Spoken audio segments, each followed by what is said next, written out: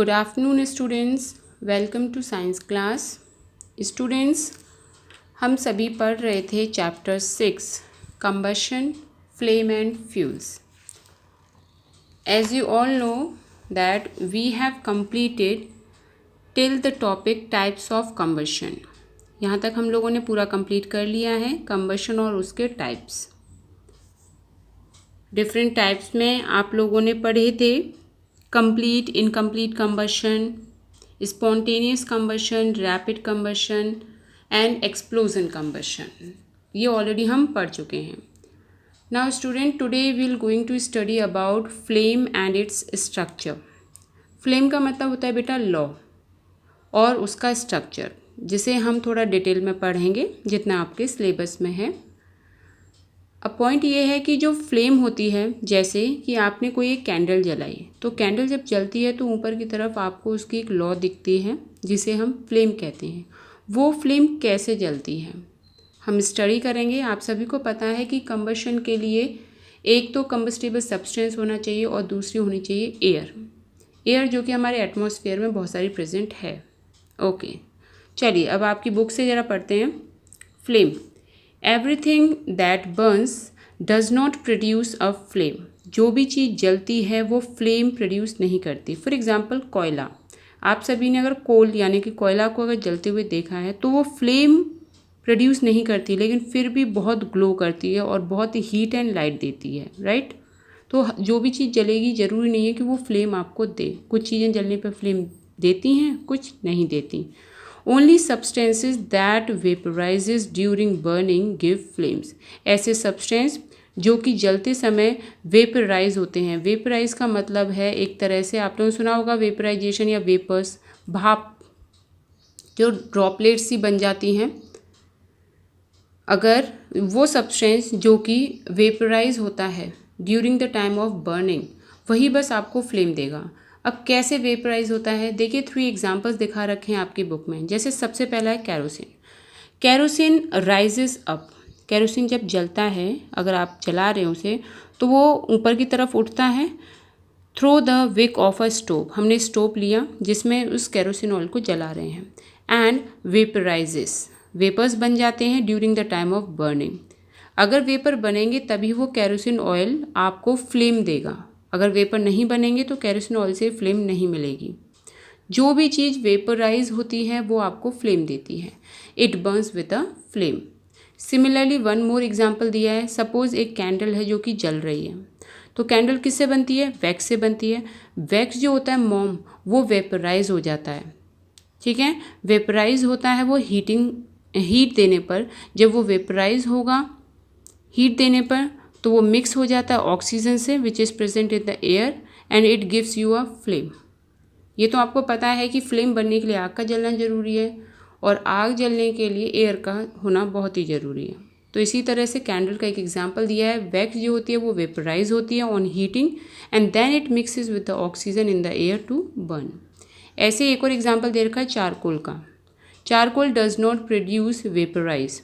ये vapours produce नहीं करता। जो चीज़ वेपर प्रोड्यूस नहीं करेगी वो फ्लेम भी नहीं बनाएगी। Does not produce vapour and burn without a flame, वो फ्लेम नहीं बनाएगा but produce a glow. Example आप कोल का देख लीजिए, कोयले का भी, वो भी फ्लेम नहीं बनाते, यानी कि वो वेपराइज नहीं होते, पर फिर भी लाइट, हीट, ग्लो आपको देते हैं। ओके, ये 3 एग्जाम्पल्स हैं। तो आपको ये बात याद रखनी है कि जो चीज़ वेपराइज होती है वो तो फ्लेम देती है, और जो वेपराइज नहीं होते थे does not give any type of flame. चलो, एक इंटरेस्टिंग फैक्ट दे रखा है, उसे हम पढ़ते हैं। The wick of a candle does not burn immediately.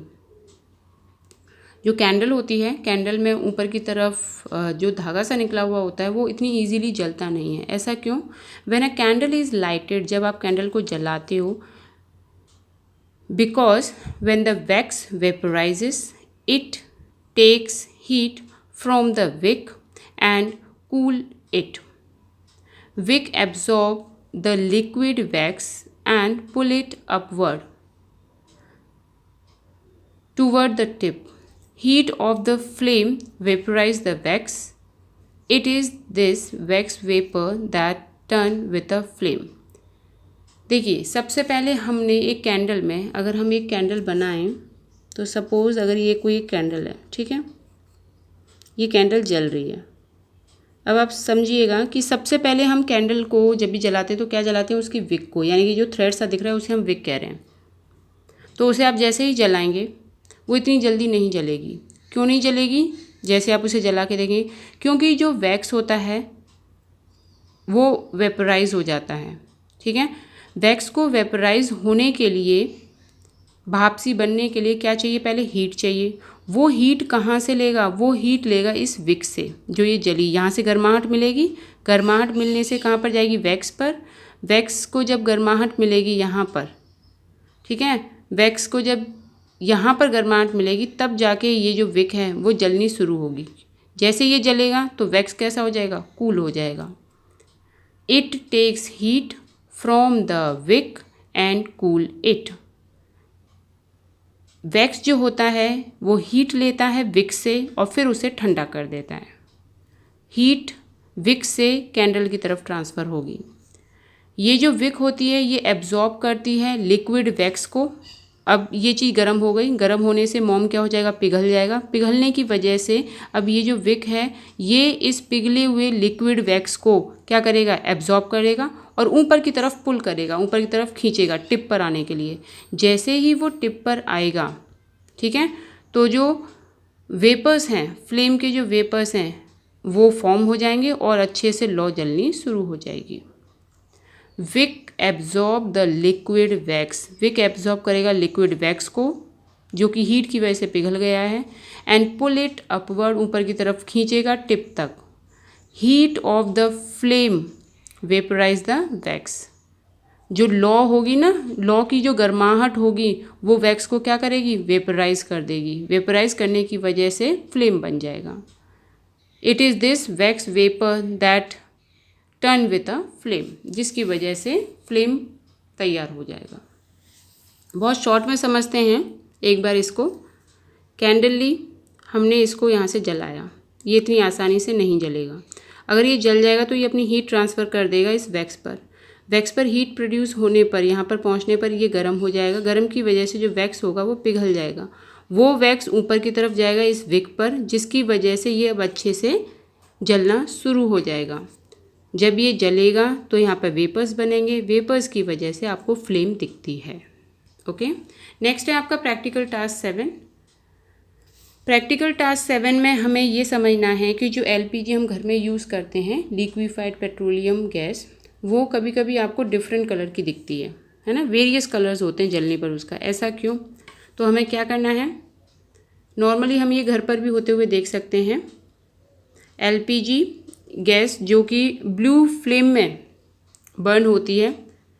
Blue flame में वो कब बर्न होगी? जब उसके पास में सफिशिएंट अमाउंट ऑफ ऑक्सीजन होगा।